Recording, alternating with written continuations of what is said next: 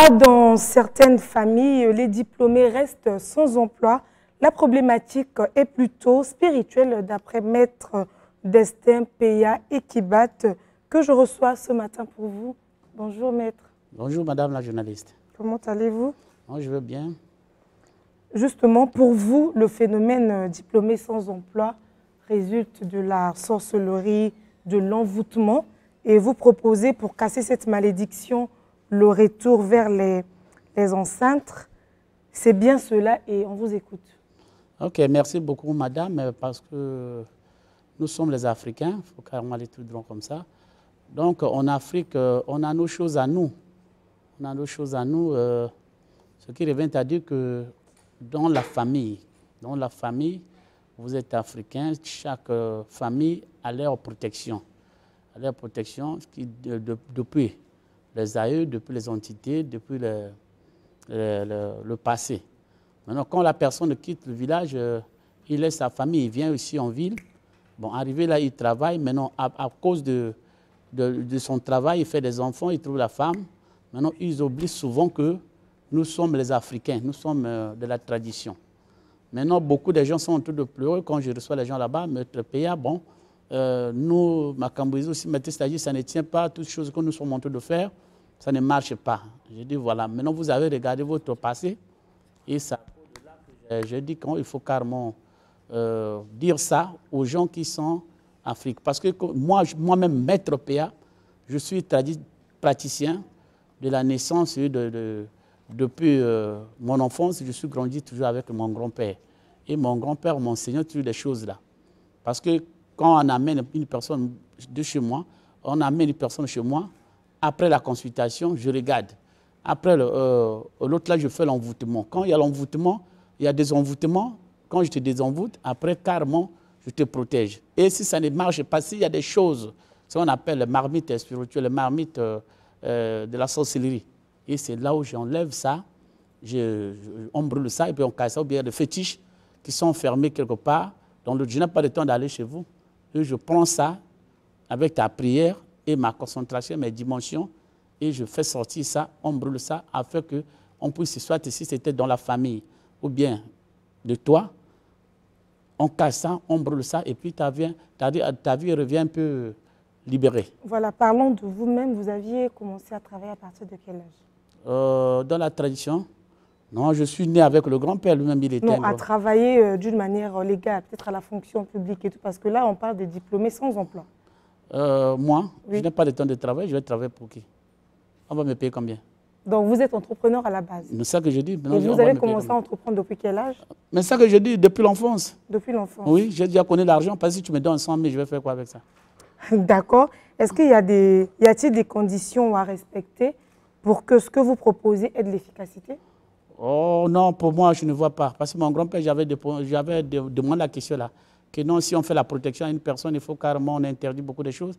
Il m'a dit si on interdit pour que la personne prenne ça en valeur. Mais sinon, il n'y a pas assez de... Il n'y a pas de conditions. Quand vous faites le désenvoûtement, oui. Et puis la personne peut reprendre avec sa vie habituelle. Mais après, il se peut que pendant le parcours de sa vie, qu'on rencontre également, qu'on fasse de nouveau face à certaines difficultés. Ce que tu dis là comme les conditions, parce que quand je vais te faire la protection avec choc au retour, c'est-à-dire ce que veut dire, tu ne fais pas du mal à quelqu'un et aucune personne ne peut jamais encore rentrer chez toi. Tu vois? Donc, dans ça, même si quand je protège les gens avec contre les maris de nuit là, ou bien des femmes de nuit, c'est-à-dire que tu ne peux jamais aller encore ensorceler quelqu'un, ou bien aucune personne ne peut jamais arriver encore chez toi. Alors, justement, on voyait les grands-parents de l'époque aussi sacrifier toute une génération parce qu'ils avaient leur héritage spirituel, la tradition à préserver. Oui, on est alors, à ce moment-là... On est totalement différent parce que moi, je suis d'abord initié dans le Ndjobi, encore à bas âge. Okay. J'ai fait 5 fois de Ndjobi. Même comme ils sont en train de faire les débats, là, tout ça, je connais. Voilà, donc je disais tout à l'heure qu'il y a eu des grands-parents qui ont sacrifié toute une génération, donc leur progéniture. Mais ça que je dis. Leur progéniture. Je te comprends. Et puis, à ce moment-là, si vous exercez un choc au retour, est-ce que ça va vraiment marcher? Mais ça que je dis, un choc au retour, ça dit, on te dit, ne vole pas. Oui. Si tu vas aller voler, c'est toi-même qui seras d'abord le premier victime. Okay. Est-ce que tu vois? Moi, quand je grandissais, je n'étais pas d'abord praticien. Et quand j'étais avec mon grand-père avait toujours l'habitude de m'amener le Ndjobi et de m'initier. Et je lui demandais toujours la question, pourquoi tu me fais tout ça? Il dit non, demain on ne sait jamais. Parce que quand je ne te fais pas ça, un jour, tu peux aller soit tu prends l'argent de quelqu'un, tu ne travailles pas le Ndjobi. Ce n'est pas la personne qui va parler, c'est ton Ndjobi là qui va te suivre. Voilà, donc en dehors des causes spirituelles, vous convenez avec moi que certains sont au chômage à cause de la paresse et d'autres réalités. Non, je parle au niveau de la sorcellerie. Okay. Hein? Si mais après, il y a aussi des conditions sociales qui font de telle sorte qu'on échappe. Les conditions sociales, madame, mais moi, je ne peux pas rentrer. Parce qu'on te donne le travail, tu ne veux pas aller au travail. Donc ça, c'est la sorcellerie aussi. Okay. Hein? Non, ça, ce n'est pas la sorcellerie. Je parle de la sorcellerie. Est-ce que vous comprenez? Je parle de la spiritualité, de la sorcellerie. Parce qu'il y a beaucoup de gens, il a fini ses études, il a fait le bac, licence, machin, mais il est tranquille, mais il ne puisse pas avoir le travail. Et c'est là où je te dis, il y a beaucoup de gens qui ont quitté leur village, ils avaient leurs égrégores, ils avaient leur marmite spirituelle.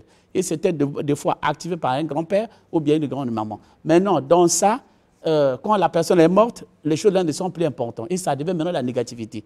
Et de la négativité, quand tu vas faire tout est bloqué à cause de la marmite là. Et c'est moi qui a la capacité d'enlever ça et de brûler ça et afin qu'on puisse être ouverte. Alors justement, est-ce que maintenant pour vous qui êtes maître spirituel, à quel âge devrait-on commencer à travailler pour vous? C'est ça que je dis. Moi, là, est-ce que tu comprends? Non, mais après, il y a certaines responsabilités qu'on peut aussi confier à l'enfant. Tu me parles de quel travail exactement, madame? Mais non, puisqu'on parle de diplôme sans emploi. Mais c'est ça que je dis. Maintenant, donc, tu es sûr, c'est ça que je te demande la question. Que tel que moi, quand tu me demandes à tel âge que tu me parles de l'âge comment on appelle ça, des auxiliaires, machin, tout, je vais parler de ça. Je ne peux pas rentrer là-bas. Je dis que moi, je dis que je désenvoûte des gens qui ont des problèmes comme ça. Est-ce que tu vois? Parce que moi, quand tu vas me demander le travail, moi-même, je peux dire, parce que si je fais un travail, ça peut me donner 500 000 en 2 jours. Et quand je vais aller travailler chez toi, tu vas me payer 150 000 par mois. Donc ici, le travail pour vous n'est pas forcément aller, peut-être à la fonction publique. Très bien.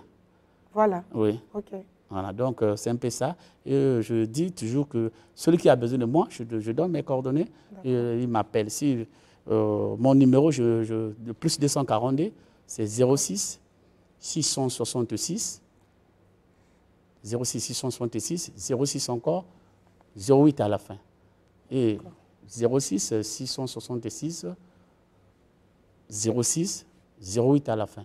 Maintenant, comme il y a maintenant de WhatsApp, j'accepte toujours WhatsApp, toujours à mon numéro du Gabon. Donc 00 241 00 241 62 09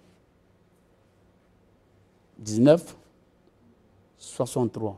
Donc, merci pour votre attention, fidèles téléspectateurs. Merci à vous, Maître Ekibat. Studio 210 continue. Merci.